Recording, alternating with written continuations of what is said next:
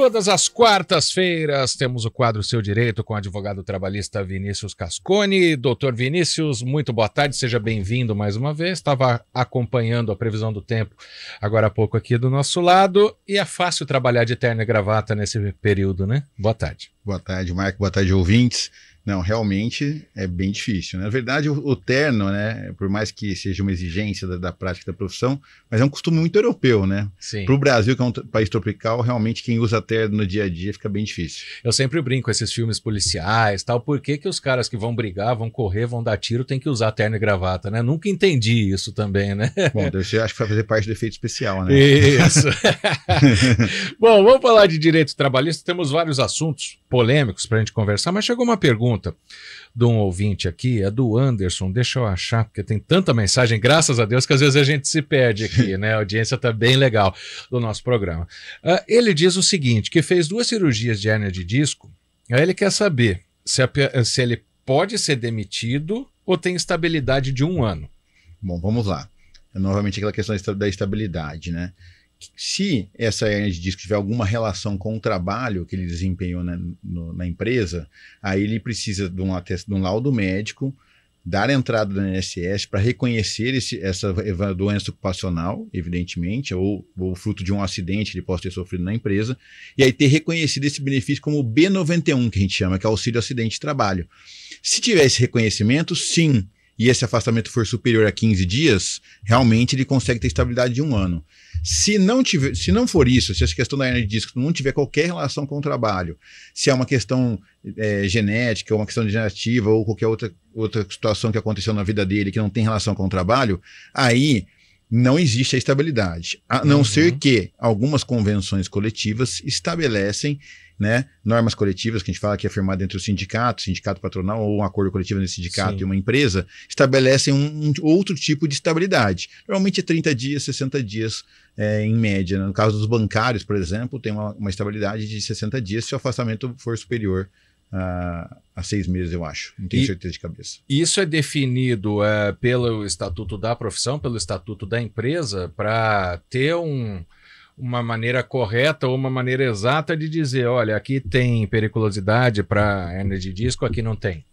E assim, a periculosidade é uma outra coisa, mas assim, veja só, o que acontece? Na verdade, quem vai avaliar se a lesão que aconteceu ali na empresa foi ou não, se a lesão tem relação com a empresa ou não, primeiro é um perito do INSS, então um perito ali vai avaliar do INSS se houve essa lesão ou não, e depois, evidentemente, você pode ir na Justiça do Trabalho e aí um perito judicial vai avaliar se essa lesão tem relação com o trabalho ou não. É claro que, antes disso, o que eu sempre recomendo para as pessoas é procurarem qualquer órgão do Sistema Único de Saúde, né, o SUS, né, se a pessoa suspeitar que tem qualquer relação com o trabalho, existe um centro que chama CEREST, Centro de Referência em Saúde do Trabalhador, né? E nesse centro ali, que é especializado em doenças ocupacionais, em acidentes de trabalho, e ele vai poder avaliar ali, né, os médicos do centro, avaliar se tem relação ou não. E aí, a partir daí, evidentemente, tem que fazer todo o caminho que eu disse, percorrer o INSS, tentar ter estabilidade junto ao INSS, né? O benefício B91, desculpe, receber o benefício B91 no INSS e depois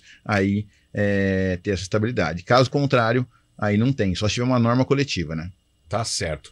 Vamos então agora a outros assuntos polêmicos que passaram pelo Supremo Tribunal Federal. Trabalhadoras mulheres devem ter folga quinzenal aos domingos, ou seja, vamos citar um exemplo prático, né, para ficar fácil para o nosso ouvinte. A mulher que trabalha numa loja de shopping, que abre todo domingo, né? E aí, como é que está essa situação? Ela está sendo votada, ela já foi aprovada? Na verdade, tinha uma discussão judicial em relação a essa questão. O Tribunal Superior do Trabalho em Brasília já havia determinado, né, que vale a regra de que as mulheres tinham que ter pelo menos uma folga aos domingos a cada 15 dias. É claro que todo trabalhador tem direito à folga semanal remunerada no Brasil. Então a Constituição Federal estabelece esse direito para todo mundo. Então tem que trabalhar 6 dias e ter um garantido como folga, né? Essa é a regra geral. Claro que existem as exceções, por exemplo, de pessoas que trabalham 5 dias e têm 2 dias de folga, né? Para jornadas que são menores de 44 horas. Então, a regra é essa. No caso específico, essa folga poderia cair qualquer dia. Então, ela poderia ser na segunda, terça, quarta, quinta, sexta, evidentemente, né? E o que entendeu aí no caso do Tribunal Superior do Trabalho em Brasília é que No caso das mulheres, tem que se garantir ao menos 2 folgas aos domingos durante um mesmo mês. Por que isso? Justamente porque é o momento que a família tá ali. Então, tem os filhos, etc., que estão em casa. Então, para garantir essa proteção ali do lar, da família, o judiciário entendeu, a justiça entendeu que deve-se garantir ali, que já estava previamente estabelecido, essa folga de 15 em 15 dias para as mulheres. E para os homens, evidentemente, pelo menos uma folga cai aos domingos por mês. Isso já está também estabelecido. Certo. Ou seja, né, agora é só cumprir, porque se trabalhar, né, sempre tem aquela, né? Olha, a empresa fala, aí estamos falando de uma loja de shopping porque é o exemplo de quem abre todo domingo. Não é esporadicamente, como o comércio de rua, que às vezes abre de domingo em período de Natal. Então a gente está falando de quem funciona mesmo todo domingo. Aí loja de shopping, restaurante, né, que aí talvez seja o maior problema, que muito atendimento acontece aos domingos, aí a empresa chega e fala, eu preciso que você trabalhe esse domingo. Isso a lei não permite ou ela pode receber dobrado para trabalhar um domingo que ela não deveria? Na verdade, assim, ela vai, obrigatoriamente ela teria que receber dobrado, mas também é uma ilegalidade. Então, se isso acontece com frequência, inclusive o empregado pode processar na empresa, até por eventuais danos morais ou materiais que ele venha a sofrer por causa dessa frequência. Isso não pode ocorrer. A pausa, né, pré-estabelecida, especialmente aos domingos, nesse caso, é justamente pensando na proteção da família. Então, a mãe ter contato com seus filhos. Então é importante resguardar isso. Mas pode se alegar, por exemplo, para uma funcionária, você não tem filho. Pode acontecer. Isso é verdade. Entretanto, a regra geral é a proteção da mulher. Sim, né? Tá certo. Agora mais uma aqui. Nossa, essa já deu muito o que falar. Aliás, tem muita dúvida sobre isso. STF declara a constitucionalidade da contribuição assistencial a trabalhadores não sindicalizados. Tinha caído a contribuição sindical, porém, chegava sempre um certo desconto nos olerites, né? Muitos empregados sabem disso. Como é que ficou isso? Bom, primeiro a gente precisa separar algumas coisas, né? No Brasil, até 2017, existia um sistema, né, com uma contribuição que era sindical obrigatória, o chamado imposto sindical, as pessoas falavam. Isso. Não era um imposto, mas uma contribuição sindical obrigatória, descontava de todos os elites, um dia de trabalho por ano, né, de todos os trabalhadores, que era destinado primeiro ao sindicato, às federações, confederações e ao Ministério do Trabalho. Esse dinheiro ia para o FAT também, então não ia só para as entidades sindicais. Fundo de amparo ao trabalhador. E o FAT, inclusive, paga o seguro-desemprego. É importante deixar claro para todo mundo isso. Em novembro de 2017, fez o seguinte discurso, falou, olha, nós temos que acabar com a farra dos sindicatos, essa era a conversa das pessoas. Então, a justificativa é que não era certo, que o trabalhador pagaria se quisesse, ponto final. E aí, foi lá e tirou essa contribuição sindical obrigatória, deixou de ser obrigatória, certo? E desde então continua não sendo obrigatória, isso é importante deixar claro, né? Essa modalidade, ela praticamente deixou de existir. E aí, nós tivemos um segundo problema colocado aqui. Qual é? No sistema de relações de trabalho, você tem as entidades sindicais e tem as empresas, né? E tem os sindicatos que representam as empresas também, ou associações profissionais também, associações de categoria. Então, qual que é a grande questão?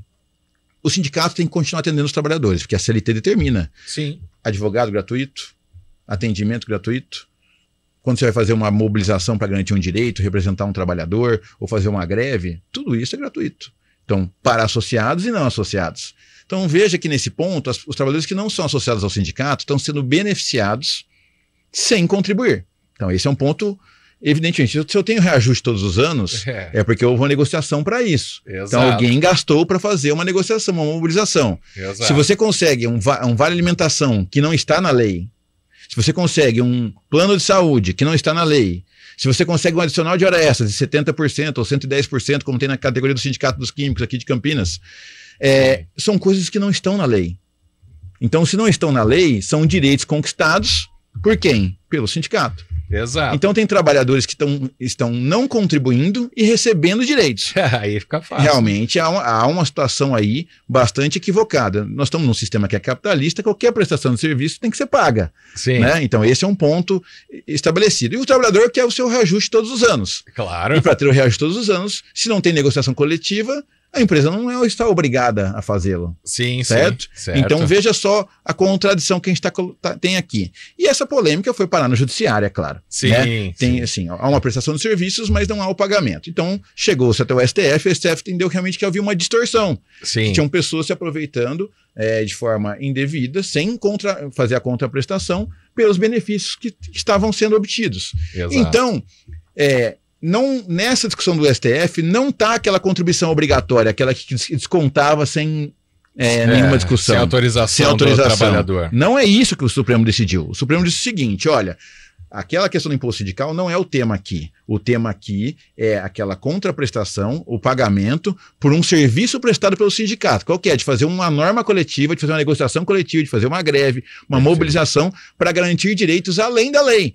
Né? E aí, evidentemente, que as pessoas não poderiam ser beneficiadas. Então, o Supremo entendeu o seguinte, olha, se a convenção beneficia todos os trabalhadores, independente de pagar ou não, então os trabalhadores têm que ir para uma assembleia discutir. Sim. Vocês querem aumento?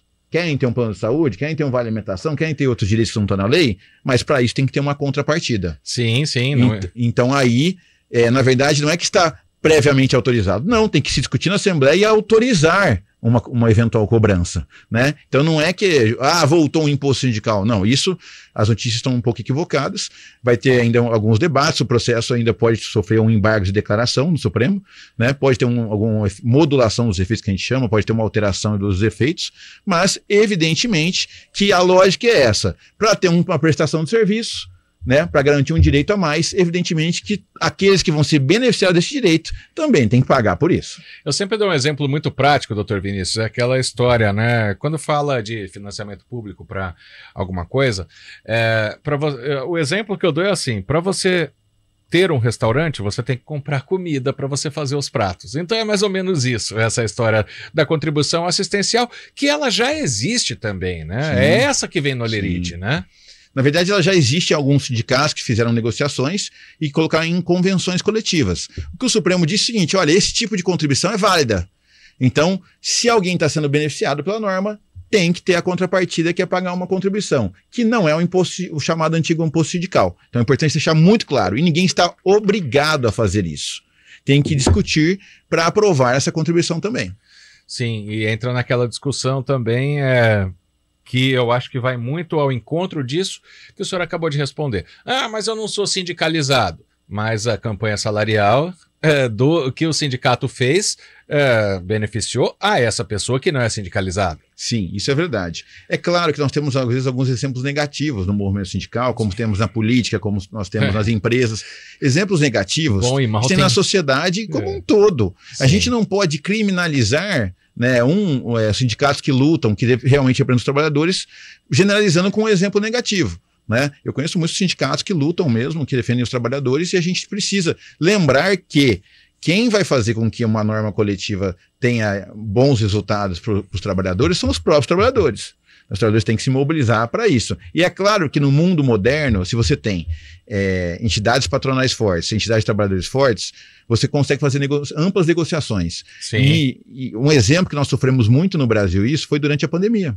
Sim. A pandemia, a gente teve um sistema de relações de trabalho completamente enfraquecido, os trabalhadores não sabiam o que ia acontecer, né? O governo demorou muito para agir, para garantir o tipo do auxílio, né, do auxílio emergencial para os trabalhadores, e aí as empresas ficaram numa situação difícil, os trabalhadores numa situação difícil, uma insegurança muito grande. Se a gente tivesse um sistema de relações de trabalho forte, você poderia ter feito acordos e negociações muito antes, aí a gente não teria passado por tudo que a gente passou aí nas empresas. E não dá, por exemplo, para a gente comparar, porque fala, né, olha, os Estados Unidos tem muito emprego, né, o tipo de capitalismo lá de relação de trabalho é totalmente diferente das leis brasileiras, né? Cada lugar no mundo é de um jeito, né? Na Europa, por exemplo, você tem umas condições de relação de trabalho muito diferentes, há um diálogo muito intenso, e nos Estados Unidos também. Lógico, nos Estados Unidos houve um enfraquecimento do sistema de relações de trabalho, mas o último governo, o Biden, tentou reformar essa questão, tentar fortalecer as negociações. É importante deixar claro que no Brasil nós temos um problema muito sério, que é a ausência de fiscalização.